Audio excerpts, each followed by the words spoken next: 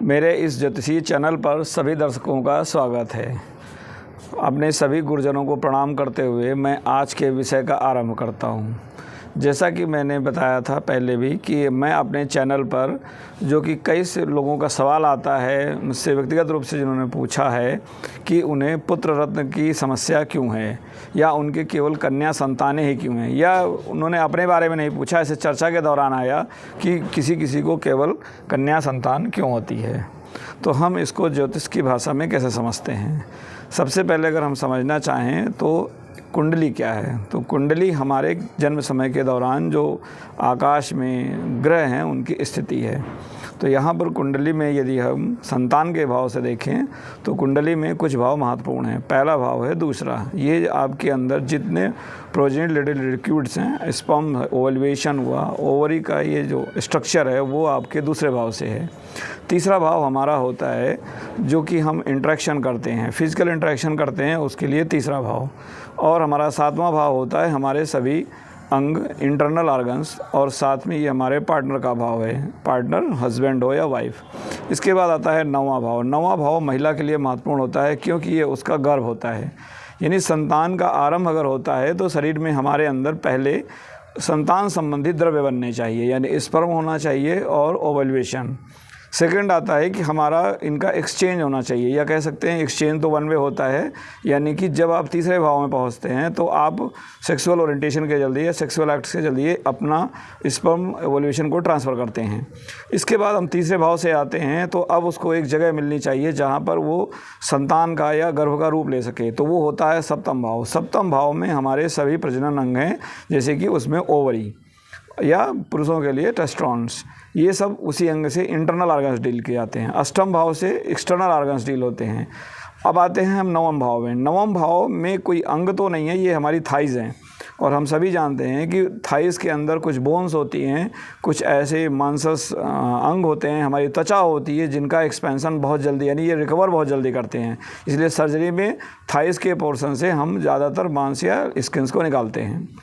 तो किसी मामले में आप देखेंगे कि किसी को संतान नहीं हो रही है। संतान नहीं हो रही है उसके बारे में मैंने एक अलग विषय पे वीडियो बनाया है। फिर संतान से आपको सुख मिलेगा कि नहीं, उस पर भी मेरा एक वीडियो बना हुआ है। अब इस पर आज हम चर्चा कर रहे हैं कि पुत्र संतान का योग हम कैसे देखते हैं। तो जब हम पुत्र संतान की बात करते हैं तो सबसे पहले हमें कारकों को समझना होगा, क्योंकि भाव तो लगभग अस्थायी हैं, उनके जो गुण धर्म है वो भी अस्थायी हैं। लेकिन हमें ये मालूम है कि जो महिला या पुरुष के बच्चे का लिंग का निर्धारण होता है वो होता है पुरुष से। स्पर्म ही डिसीजन करते हैं कि लड़का होगा या लड़की, जबकि पहले भ्रांतियाँ थी कि महिला की वजह से प्रॉब्लम आती है। हम कारकों की बात करें तो सबसे पहला तो कारक है चंद्रमा। चंद्रमा आपके मन का सुकून है। चंद्रमा हमारा शरीर है, यानी अगर आपके शरीर में कुछ प्रॉब्लम आएगी तो वो चंद्रमा से शुरू होती है। चंद्रमा में कुछ ना कुछ प्रॉब्लम रहेगी तभी आपको शारीरिक समस्याएँ आती है। चंद्रमा मन का सुकून है, यानी आपके जीवन का सुख। इसके बाद ही चंद्रमा अगर देखिए तो हमारे शरीर में बहता हुआ रक्त है, वो रक्त जिसके अंदर मिनरल्स होते हैं। शुक्र का काम है उसको शुद्ध करना, किडनी में भेजना और किडनी से वापस हृदय तक आना। लेकिन जो शरीर की सारी, जैसे एक बच्चे को माँ पालती है, उसकी सभी तरह की गंदगियों को साफ़ करते हुए उसको बड़ा होने का मौका देती है, वही काम हमारे चंद्रमा का है। अब चंद्रमा से आगे अगर हम जाते हैं, अगर चंद्रमा पीड़ित है तो आपको बच्चे का सुख मिलने में समस्या आएगी, यानी संतान होकर भी आपको हो सकता है संतान सहयोग ना करे, आपको उससे उल्टा कष्ट झेलना पड़े। अब दूसरे कारक आते हैं हमारे गुरुदेव बृहस्पति। गुरुदेव बृहस्पति को पुत्र अथवा कह सकते हैं ओवरऑल संतान का कारक कहा गया है, और गुरु धर्म के कारक हैं। तो यानी कहीं ना कहीं गुरु का संबंध धर्म त्रिकोण से हो रहा है, 1, 5, 9 से हो रहा है, 12वें भाव से हो रहा है, मीन राशि से, जो कि आपकी मोक्ष की राशि है, जहां आप अगले जन्म से पिछले जन्म को ट्रांसफ़र होते हैं। के बाद बात करते हैं हम अगले कारक शुक्र की।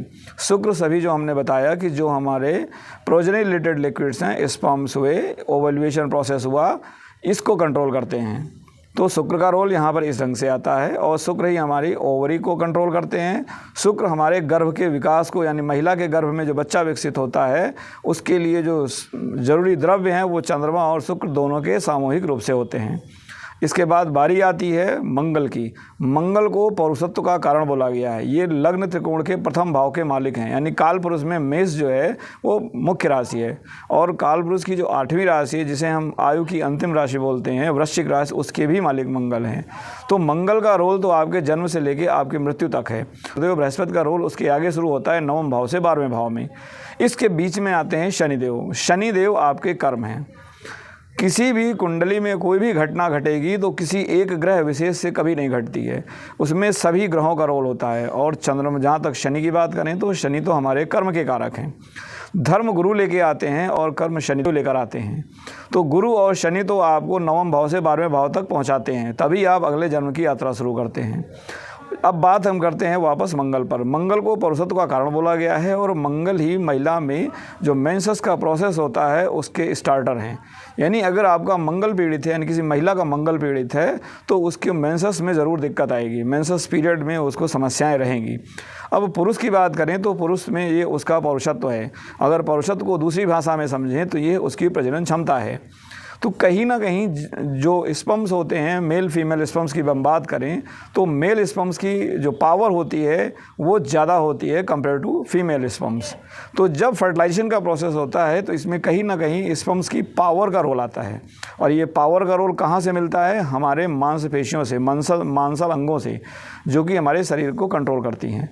तो मंगल का यहाँ पर रोल इस ढंग से आता है कि ये उसको पुश देते हैं, पावर देते हैं। और अगर पावर नहीं है तो एग फर्टिलाइज होने में जो फीमेल क्रोमोसोम्स हैं, मेल क्रोमोसोम्स हैं, उनमें उनको ओवर पावर नहीं मिलेगी। यानी अगर फीमेल स्पर्म और मेल स्पर्म्स दोनों की पावर बराबर है तो फीमेल स्पर्म्स की संख्या बहुतायत होती है। स्पर्म्स की में दोनों की होती है बहुतायत, लेकिन कंपैरेटिव ऐसा कहा जाता है, कहीं कहीं मैंने ये वैज्ञानिक तत्व में पढ़ा है कि फीमेल से मेल क्रोमोसोम्स की संख्या थोड़ा कम होती है। तो ये जो हमने आपको सारे ग्रह बताए, अब इन ग्रहों में हमने एक ग्रह को छोड़ दिया, सूर्यदेव। सूर्यदेव आपका शारीरिक स्वास्थ्य है, सूर्यदेव आपका सम्मान है, सूर्यदेव आपका मस्तक है। तो उनका बल आपको जब मिलता है तो आपके संतान में एक ओज आता है, तेज आता है। अब ये बात, इसके बाद बारी आती है जिनके नाम से सभी डरते हैं, या जिसके नाम से सबको डराया जाता है, वो हैं हमारे राहु केतु। राहु केतु आपको पिछले जन्म से इस जन्म में जोड़ते हैं। आपके पितरों से राहु केतु आपको जोड़ते हैं। इन दोनों के बिना तो आप आए नहीं धरती पर, क्योंकि आपके पीछे भी कोई था। तो अब हम देखते हैं कि कुंडली में ये कैसे रोल अदा करते हैं। तो यहाँ पर मैंने 2 कुंडलियाँ ली हैं। एक कुंडली वो है जिसमें कि बेटे का विवाह ही नहीं हुआ है, आज उसकी उम्र का बहुत ज़्यादा हो गई है और शायद विवाह की उम्मीद नहीं है। और दूसरी कुंडली है कि जिसके पास संतान तो है लेकिन केवल पुत्री संतान है, उन्हें पुत्र संतान नहीं हुआ है। हो सकता है कि पुत्र संतान उनको बीच में हुआ हो या पेट में हो, लेकिन उन्होंने अबॉर्ट करा दिया हो। इसके बारे में उन्होंने कोई ओपिनियन या इसके बारे में उन्होंने कोई भी सूचना या क्लैरिफिकेशन नहीं दिया है। तो हम यहाँ पहली कुंडली लेते हैं जिनके कि विवाह ही नहीं हुआ है। अब विवाह नहीं हुआ है तो स्वाभाविक है संतान तो होनी नहीं है, लेकिन यहाँ पर जानबूझ के मैं इस कुंडली को ले रहा हूँ क्योंकि विवाह में जो ग्रहों का रोल होता है हम उसे कैसे समझते हैं। तो यहाँ जो पहली कुंडली है वो वृष राशि की है। जो पहली कुंडली है, यह पहली कुंडली है जिनका जन्म समय फरवरी 1983 का है। तो आप समझ सकते हैं अभी से इनकी आयु क्या होगी। अब इनकी कुंडली में देखें तो लग्न है वृष राशि का, और हम शुरुआत करते हैं पहले भावों से। तो जो पहला दूसरा भाव मैंने बताया था जहाँ पर कि हमारे जो लाइफ साइकिल है उसका स्टार्टर पॉइंट है, और वो है वहाँ पर मिथुन राशि, और वहाँ पर राहु मंदी के साथ हैं। मिथुन राशि में राहु को बल मिलता है। ध्यान रहे राहु और केतु में एक विरोधाभास है। राहु आपके भौतिक जीवन में बहुत मदद करते हैं, इनके बिना तो आपका भौतिक जीवन उन्नत पा ही नहीं सकता है। राहु आपके भौतिक जीवन में बहुत मदद करते हैं, इनके बिना तो आपका भौतिक जीवन उन्नत पा ही नहीं सकता है। और केतु आपको मन के अंतरात्मा से सुकून देते हैं, शांति देते हैं। अगर ये दोनों ग्रह आपकी कुंडली में संतुलित हैं तो आपको जो बोलते हैं ना कि सर्व गुण संपन्न धन धान्य से परिपूर्ण परिवार या आप स्वयं में होंगे। अब इसके बाद बारी आती है तीसरे भाव की। तीसरा भाव है मैथुन राशि, मैथुन भाव का, जिसे हम सेक्सुअल एक्ट के लिए जानते हैं। यहाँ पर कर्क राशि आ रही है। कर्क राशि एक जल तत्व राशि है और चंद्रमा इसके कारक होते हैं, यानी यहाँ पर तीसरे भाव में उतार चढ़ाव बहुत ज़्यादा देखने को मिलेगा, क्योंकि जहाँ चंद्रमा होते हैं वहाँ उतार चढ़ाव होता है उनकी 16 कलाओं की तरह।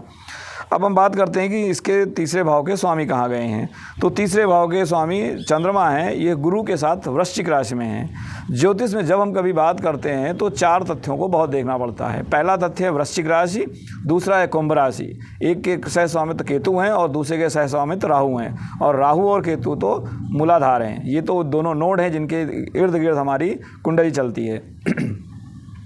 अब इसके बाद हम बात करते हैं सप्तम भाव की। सप्तम भाव में वृश्चिक राशि है। वृश्चिक राशि अपने आप में दृढ़ कर्म को दिखाती है। कुंडली के जिस जगह पर 8 नंबर लिखा हो, 11 नंबर लिखा हो, वहाँ पर आप समझ लीजिए कि आप कुछ ना कुछ दृढ़ कर्म लेकर आए हैं। वहाँ पर जो ग्रह हैं, वो जो भाव पड़ रहा है, वो भाव आपको कुछ ना कुछ ऐसा करवाएगा कि आपको लगेगा कि शायद ये मेरे साथ क्यों हो रहा है, क्योंकि 8वें भाव में जो कुछ होता है उस पर आपका नियंत्रण नहीं होता है। 8वीं राशि में जो कुछ होता है उस पर आपका नियंत्रण नहीं होता है। ये एक कठिन साधना है अगर आप उस पर नियंत्रण पाना चाहते हैं तो।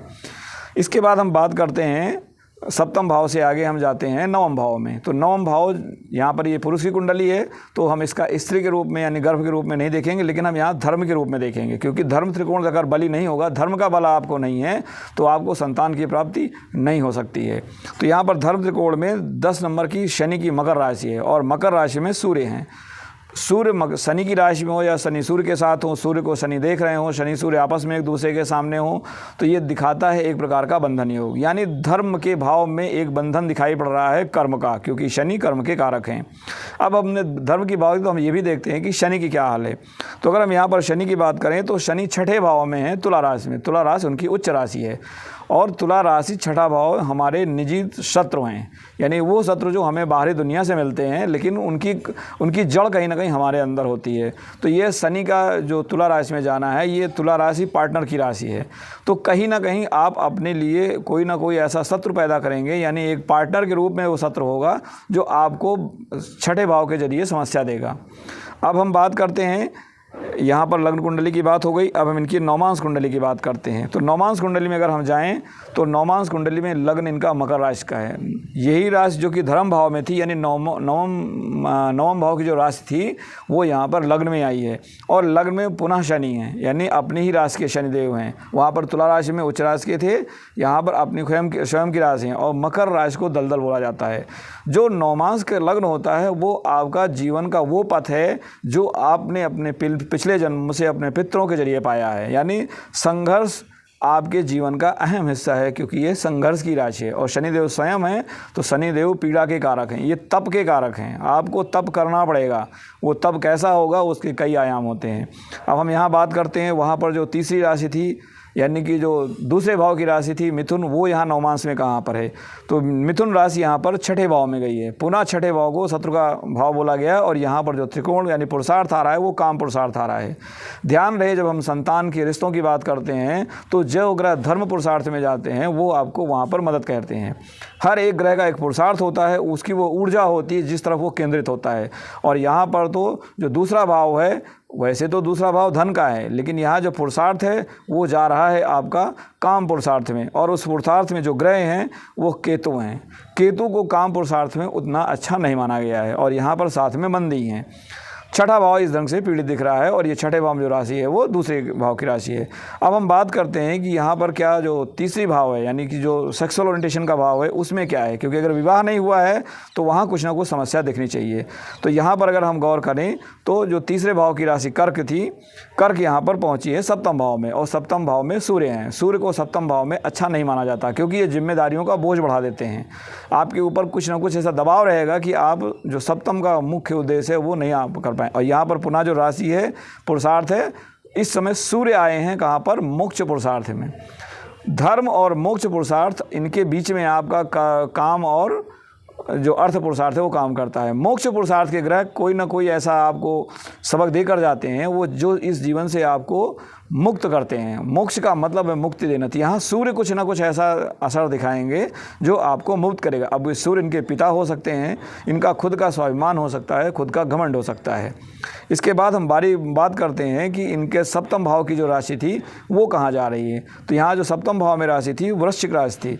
वृश्चिक राशि यहाँ पर अब जा रही है 10वें भाव में, वृश्चिक राशि जा रही है यहाँ पर 11वें भाव में, और जहाँ पर पुनः गुरु हैं। लग्न कुंडली में भी गुरु वहाँ थे, यहाँ पर भी गुरु हैं। और ये 11वें गुरु को 11वां भाव इच्छाओं का कारक है, और गुरु को तो इच्छाओं से मतलब नहीं है, ये तो संतोष के कारक हैं। और ये वहाँ से सामने जो दृष्टि डाल रहे हैं ये वृष राशि पर डाल रहे हैं, जो कि काल पुरुष की दूसरी राशि है। अब यहाँ पर आगे जो हम चर्चा कर रहे हैं, तो आप गौर करिए जो मैंने आपको कारक बताए थे। पहला कारक मंगल, दूसरा कारक शुक्र, तीसरा कारक गुरु। और क्योंकि यहाँ पर विवाह नहीं हुआ है तो कोई ना कोई एक ऐसा ग्रह और आएगा। विवाह में 2 ही ग्रहों का रोल होता है अगर आप व्यक्ति विवाह में ना जाए। एक होता है बुध, बुध को किन्नर बोला गया है, और एक होता है शनि, शनि को अतिवयस्क बोला गया है। ये प्रौढ़ है, वृद्ध है। तो ऐसे लोगों को विवाह के बंधन से नहीं, बुध को अपने नादानी के लिए, अपनी स्वच्छंदता के लिए बंधन नहीं चाहिए, और जहाँ तक शनि की बात है उनको अपनी जिम्मेदारियों के लिए बंधन नहीं चाहिए। तो ऐसे व्यक्ति जिनका शनि बहुत ज़्यादा बली हो, या बुध बहुत ज़्यादा बली हो, या बुध पीड़ित हो, शनि पीड़ित हो, तो विवाह की तरफ ये नहीं जाते हैं। अब हम यहाँ देखते हैं कि इनकी कुंडली में इन ग्रहों का क्या हाल है। तो अगर हम लग्न कुंडली की बात करें तो लग्न कुंडली में मैंने पहले बताया कि एक सिग्निफिकेटर यानी एक जो मुख्य कारक है जुपिटर, वो स्कॉर्पियो में है, जो वृश्चिक राशि दृढ़ कर्म की राशि है। उसके बाद दूसरा सिग्निफिकेटर वीनस, जो कि विवाह का कारक है, वो मंगल के साथ है और कुंभ राशि में है। कुंभ राशि में तुम्हारा बताया था कि राहु की राशि है। अब तीसरा कारक हम देखते हैं अष्टम भाव, क्योंकि अष्टम भाव ऐसा है कि जहाँ से आपको निकलना मुश्किल होता है। तो यहाँ अगर आप देखिए तो अष्टम भाव में केतु के साथ बुध हैं।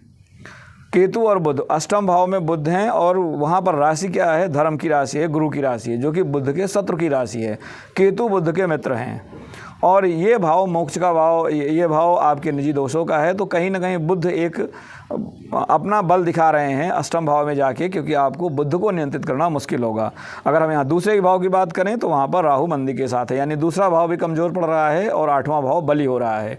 इसके बाद बात करते हैं विवाह के भाव की। सप्तम भाव में से मैं बताया कि गुरु का प्रभाव जा रहा है, तो गुरु का प्रभाव अपने आप में, गुरु वहाँ पर जिम्मेदारियों का दबाव देते हैं। एक प्रकार से कह सकते हैं कि अब गुरु के साथ अगर यहाँ देखें तो चंद्रमा आ रहे हैं, तो चंद्र गुरु धन धान्य के लिए बहुत अच्छा योग माना जाता है। तो अब यहाँ पर हमने कारकों की बात कर ली। तो यहाँ पर अगर हम कारक की बात करें तो वीनस पीड़ित दिखाई पड़ रहा है, मंगल पीड़ित दिखाई पड़ रहा है। इसके बाद अष्टम भाव में बुध जा रहे हैं, जो कि धर्म भाव, धर्म की राशि है, तो धर्म भी कहीं ना कहीं पीड़ित हो रहा है। अब हम बात करते हैं इनके नवम यानी नवमांश कुंडली की। अगर हम इस नवमांश कुंडली में जाएं तो नवमांश कुंडली में गुरु एकादश भाव है, और यहाँ पर जुपिटर कमज़ोर पड़ जाते हैं। शनि और सूर्य का संबंध बन रहा है, क्योंकि कैंसर राशि पर शनि की दृष्टि पड़ रही है। शनि लग्न में है तो उनकी सीधी दृष्टि पड़ रही है। ये एक बंधन योग है। सामान्यतः जब लग्न में शनि और सूर्य का, शनि और चंद्रमा का योग बनता है तो एक प्रकार से मरण कारक भाव होता है। यानी चंद्रमा बनता है तो कहीं न कहीं आयु को हानि होती है, या व्यक्ति का जो अंत समय है वो कठिन हो जाता है। और अगर सूर्य के साथ हो रहा है तो उसके आत्मसम्मान को ठेस लगती है। अब इसके बाद बात करते हैं मर्क्यूरी की। तो जो बुध है, बुध यहाँ राहु के साथ है धनु राशि में। वहाँ पर बुध केतु के साथ था अष्टम भाव में, राशि वही है बुध की, बुध वर्गोत्तम हो रहा है, लेकिन यहाँ दोबारा राहु के साथ जा रहा है, जो कि उसके लिए डेबिलिटेड का। राहु धनु में नीच के होते हैं और बुध भी धनु में नीच के माने जाते हैं। और यहाँ जो पंचम भाव की राशि है, जो संतान भाव की राशि है, वो जा रही है नवम भाव में यानी धर्म भाव में, और धर्म भाव में वहाँ चंद्रमा है। तो इस प्रकार से आप देखिए कि धर्म के काम में चंद्रमा को लगाया गया है, और सारे ग्रह यहाँ पीड़ित दिखाई पड़ रहे हैं। अब हम यहाँ पर अगला पहलू लेते हैं इनका कर्म, क्योंकि कर्म हमारा दिशा दिखाता है। तो क्या इनके कर्म में भी कहीं विवाह का जो ना योग है वो दिखाई पड़ रहा है? तो अगर हम इनकी D10 कुंडली में कुंभ राशि की आ रही है, नवमांश कुंडली मकर राशि की थी, लग्न कुंडली वृष राशि की थी, नवमांश कुंडली कुंभ राशि की है। पुनः कुंभ राशि पर ध्यान दीजिएगा, ये राहु की राशि है। अब यहाँ पर राहु केतु अक्ष बन रहा है, तो यानी कर्म में भी कहीं ना कहीं इनके एक संघर्ष रहेगा, ये 2 धुरियों के बीच में घूमेंगे। तो अब यहाँ पर हम बात करते हैं, जो हमने कारकों की बात की, तो कारक हैं गुरुदेव, जो कि वृश्चिक राशि में पुनः आ रहे हैं दशम भाव में। दशम भाव में गुरु को नीच का माना जाता है, और यहाँ पर गुरु का जो अक्ष बन रहा है वो सामने चंद्रमा की राशि कर्क से बन रहा है। अगर देखिए तो ये चंद्र गुरु योग यहाँ दोबारा रिपीट हो रहा है। इसके बाद तुला राशि में चंद्रमा है। जो वृश्चिक राशि होती है चंद्रमा की नीच राशि होती है, और तुला से चंद्रमा बढ़ रहे हैं वृश्चिक की तरफ, जहां उनको गुरु मिलेंगे। अब इसके बाद बात करते हैं अष्टम भाव की। तो यहाँ पर देखिए बुध और मंगल दोनों पुनः अष्टम भाव में आए हैं और यहाँ राशि कन्या की है। ये कि कालपुरुष की छठे भाव की राशि है, जो कि सामान्यतः शत्रु को या निजी कमियों के चलते जो बाहर से शत्रु पैदा होते हैं, यानी इनकी कुछ निजी ऐसे कारण होंगे कि ये बाहर से ऐसे चीज़ों को इन्वाइट करेंगे जो इनकी पीड़ा को आगे बढ़ाएगी या इनकी कमियों को, इनकी परेशानियों को। हो सकता है इनको ना लगे कि ये परेशानी है, लेकिन हम यहाँ पर ज्योतिष की भाषा में बात कर रहे हैं तो ये इनके लिए एक परेशानी का सबब रहेगा। अब हम बात करते हैं, हमने बात कर ली गुरु की, हमने बात कर ली बुध की, हमने बात कर ली मंगल की। इसके बाद बारी आती है हमारे सबसे महत्वपूर्ण कारक शुक्र की, जो कि विवाह के कारक हैं। तो यहाँ पर अगर आप शुक्र देखिए तो शुक्र छठे भाव में आ रहे हैं। छठे भाव में शुक्र को नीच का माना जाता है, लेकिन यहाँ राशि कारक है जो कि उनके सहयोगी की और अच्छी राशि मानी जाती है। तो कहीं ना कहीं शुक्र जो बली हो रहे हैं छठे भाव में जाकर, यानी ये सेवा या कार्य भाव के क्षेत्र में इनको बल मिलेगा, लेकिन जो शुक्र का मानवीय पहलू है वो कमज़ोर पड़ रहा है, क्योंकि ये छठे भाव में जा रहे हैं। यही शुक्र के कारकत्व इनके लिए बाधा बनेंगे। ये जातक पेशे से इंटीरियर डिज़ाइनर है, शुक्र का ही वो क्षेत्र माना जाता है। ठीक है, अब इसके बाद हम बात करते हैं इनकी द्वादशांश कुंडली की। द्वादशांश कुंडली को हमेशा इसलिए लेना चाहिए क्योंकि द्वादशांश कुंडली में आपके पिता थे, कभी कभी मैं हर वीडियो में बताता हूँ कि कई चीज़ें हमारी समझ से परे होती हैं। तो यहाँ पर विवाह ना करना, विवाह ना होना, ये भी एक समझ से परे की बात है, क्योंकि ऐसे माहौल में रहना जिसका वीनस बली हो, शुक्र बली हो, वो अगर विवाह ना करे, जिसका गुरु चंद्र का योग बन रहा है वो विवाह ना करे, तो एक सोचने की बात हो जाती है। तो क्या यहाँ पर इनके पितरों का रोल है? तो क्या पितरों में माँ पक्ष का है या पिता पक्ष का है? तो हम आते हैं D12 में। तो अगर आप देखिए इनकी D12 कुंडली, तो D12 कुंडली में जो बन रहा है वो है मिथुन राशि। मिथुन राशि बुध की राशि है, और मिथुन राशि में अगर हम देखें तो जो इनका धर्म त्रिकोण है, इनके जो D12 का धर्म त्रिकोण है वो बन रहा है सूर्य मंगल से, जो कि तुला राशि में है। दोनों ही ग्रहों को तुला राशि में नीच का माना जाता है। इसके बाद जो धर्म का 9वां भाव है वहाँ पर शनि मंगल का योग बन रहा है, ये भी परस्पर शत्रु हैं। इसके बाद ये, और यहाँ राशि कुंभ की है। इसके बाद हमने जो बात की थी कारकों की, तो अगर आप कारक में देखिए तो बुध यहाँ पुनः अष्टम भाव की राशि स्कॉर्पियो यानी वृश्चिक में है।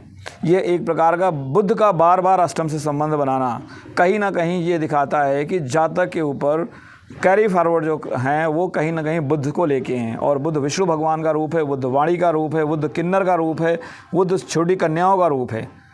तो ये बुध के कुछ क्षेत्र हो सकते हैं। बुध हमारे जो लेखन पाठन होता है, लिखने पढ़ने की बात होती है, वाणी की बात होती है, उसका संबंध बताता है। तो यहाँ पर बुध का हर जितनी भी कुंडली हमने बताई, सब जगह कहीं ना कहीं बुध अष्टम से जुड़ रहे हैं, और अष्टम की पीड़ा अकाट्य होती है। इसके बुध वृश्चिक राशि में गया और भाव यहाँ पर छठा है। छठा भाव बुध का बली भाव माना जाता है। यहाँ पर कालपुरुष की कन्या राशि होती है, जो कि उसकी उच्च राशि है। इसके बाद मकर राशि में जो अष्टम भाव की मकर राशि है, अष्टम बताया संघर्ष का भाव होता है, अकाट्य भाव होता है, और वहाँ पर मकर राशि का जाना ये संघर्ष दिखाता है। अब हम ये अगर समझना चाहें कि ये पितृपक्ष या मातृपक्ष को हम कैसे समझें, तो यहाँ आप देखिए कि D12 कुंडली में धर्म भाव जो कि पिता का भाव होता है, वहाँ पर योग अपने आप में मेंटल एंजाइटी देता है। तो इनके पिता को मानसिक रूप से काफ़ी सहन करना पड़ेगा। क्योंकि इसके बाद बारी आती है, इसी के ठीक सामने शुक्रदेव हैं, और शुक्रदेव जाकर बैठे हैं सिंह राशि में, जो कि उनके लिए पुनः एक वैवाहिक रूप से ये सिंह राशि शुक्र के लिए अच्छी नहीं मानी जाती है। तो शुक्र पर शनि का प्रभाव पड़ रहा है, चंद्रमा का प्रभाव पड़ रहा है, यानी कि उठापटक रहेगी। और बात करते हैं जो लग्न है, तो लग्न के हिसाब से इनके माता पिता का ओवरऑल जीवन है। तो मिथुन राशि है तो ओवरऑल जीवन मिथुन यानी कि बातचीत का दौर रहेगा, क्योंकि बुध यहाँ मरकरी हैं। तो इनके माता पिता के जीवन में कहीं ना कहीं बुध ने भी अपना नकारात्मक रूप दिखाया होगा, यानी कि वाणी से, संचार से, कम्युनिकेशन से, एक दूसरे से जो इंट्रैक्शन होता है उसको लेकर समस्या इनके माता पिता को सहनी पड़ी होगी, क्योंकि बुध की राशि और बुध छठे भाव में जा रहे हैं, और वो भी वृश्चिक राशि का होकर जा रहे हैं। इसके बाद हमने बताया गुरु बंदी के साथ हैं, और बंदी के साथ मेष राशि में है। कालपुरुष की धर्म की राशि है, यानी धर्म यहाँ पर कमज़ोर पड़ रहा है। इसके बाद उसके ठीक सामने मैंने बताया सूर्य और मंगल का योग बन रहा है। अब हम देखते हैं कि राहु केतु यहाँ कैसे प्ले कर रहे हैं। तो राहु केतु यहाँ पर, राहु छठे भाव में, राहु को छठे भाव में उच्चता मिलती है यानी बल मिलता है, लेकिन पुनः राहु भौतिक जीवन में बल देते हैं। ऐसे व्यक्ति भौतिक जीवन में कभी असफल नहीं होते हैं। लेकिन ये राहु केतु का अक्ष बनना चौथे भाव में, जो कि माँ का मातृत्व का भाव है, और 12वीं यानी मिथुन राशि में केतु का जाना मिथुन अध्यात्म को बताते हैं, संन्यास को बताते हैं। तो कहीं ना कहीं यह व्यक्ति संन्यास के लिए, इसका जो संन्यास का भाव है यानी संन्यास की राशि मीन है, वो बली हो रही है।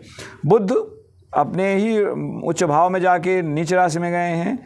सूर्य और चंद्रमा जो धर्म के कारक हैं, धर्म त्रिकोण के कारक हैं, दोनों कमज़ोर पड़ रहे हैं। गुरु कमज़ोर पड़ रहे हैं, चंद्रमा कमज़ोर पड़ रहे हैं।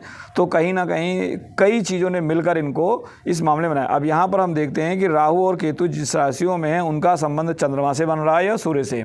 तो यहाँ पर राहु का संबंध जो बन रहा है वो बन रहा है कन्या राशि से, जो कि तुला राशि के आगे की राशि है जहाँ पर सूर्य मौजूद हैं। यानी ये जो कर्म है सूर्य के नज़दीक ज़्यादा जा रहा है। और केतु मीन राशि में, यानी अगर देखिए तो एक तरफ चंद्रमा केतु की तरफ बढ़ रहे हैं और दूसरी तरफ राहु सूर्य की तरफ बढ़ रहे हैं। तो कहीं ना कहीं इनके पेरेंटल और मैटरनल दोनों साइड में कुछ ना कुछ ऐसे कर्सेस हैं जो कि कैरी फॉरवर्ड होकर यहाँ तक आए हैं। क्योंकि यहाँ पर राहु केतु के साथ कोई ग्रह नहीं है, तो ये शायद इनके जो पूर्वज रहे होंगे उनके ठीक पीछे के जन्मों का कुछ हो सकता है रहा हो, जो यहाँ पर नकारात्मक है। अब वो क्या कर्ज थे, क्या पाप थे, या क्या समस्या थी, उसको देखने के अलग पहलू हैं।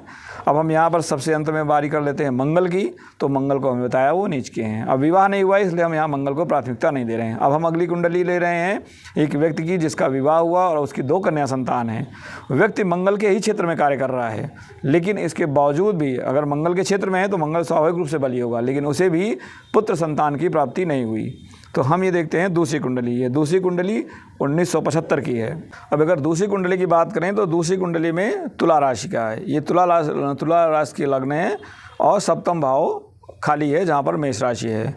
इसके बाद हम यहाँ शुरुआत करेंगे द्वितीय भाव से, क्योंकि यहाँ हम पुत्री की बात कर रहे हैं, केवल पुत्रियाँ हुई हैं, तो कहीं ना कहीं हमें वीर्य और अंडाणु यानी एग्स और स्पर्म्स को कॉम्बिनेशन को देखना होगा। क्योंकि वहाँ पर अगर कुछ क्रिटिकलिटी नहीं होती है तो पुत्र संतान अवश्य होता है, बशर्ते गुरु बली हों।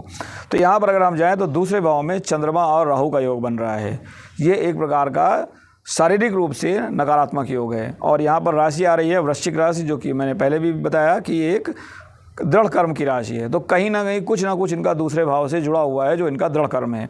और इसके बाद बात करते हैं धर्म त्रिकोण की। तो धर्म त्रिकोण में कुंभ राशि आ रही है जहाँ पर सूर्य हैं। सूर्य और राहु को ग्रहण योग बोला जाता है, सूर्य शनि को बंधन योग बोला जाता है। तो शनि को हम लें तो भी ये बंधन योग है, अगर कुंभ को लें तो भी ये ग्रहण योग है। इसके बाद अगर हम बात करते हैं धर्म त्रिकोण के आखिरी भाव यानी कि 9वें भाव की, तो वहाँ पर मिथुन राशि आ रही है और मिथुन राशि में शनि है वक्री। शनि को मिथुन राशि में बल मिलता है और वक्री ग्रह अगर अपनी अच्छी राशि में, उच्च राशि में हो तो वो नकारात्मक रूप से बली हो जाते हैं। तो धर्म त्रिकोण यहाँ नकारात्मक रूप से बली दिखा रहा है। अब हम बात करते हैं इनके दूसरे भाव की, हमने बात कर ली। अब हम इनके तीसरे भाव की बात करते हैं जहाँ पर सेक्सुअल ओरिएंटेशन की बात होती है। क्योंकि कभी कभी आपके अंदर पुत्र रत्न की क्षमता होती है, लेकिन आपका सेक्सुअल एक्ट ऐसा वीक होता है, उसमें आपका इन्वॉल्वमेंट इतना कमज़ोर होता है कि आप उसको एक प्रकार से बोझ समझ के बात करते हैं। वो आपके लिए एक कह सकते हैं धर्म का भाव नहीं, क्योंकि संतान उत्पत्ति करना वैदिक शास्त्रों में एक धर्म है, लेकिन आप उसे धर्म ना मान के एक डेली रूटीन का एक कि ठीक है ये तो एक जीवन का हिस्सा हमें है, इसमें जाना है, तो उस ढंग से अगर आप करते हैं तो भी आपके साथ ये स्पर्म फर्टिलाइजेशन की प्रॉब्लम आ सकती है। तो यहाँ पर जो राशि आ रही है वो धनु राशि आ रही है। धनु राशि धर्म की, गुरु की राशि है।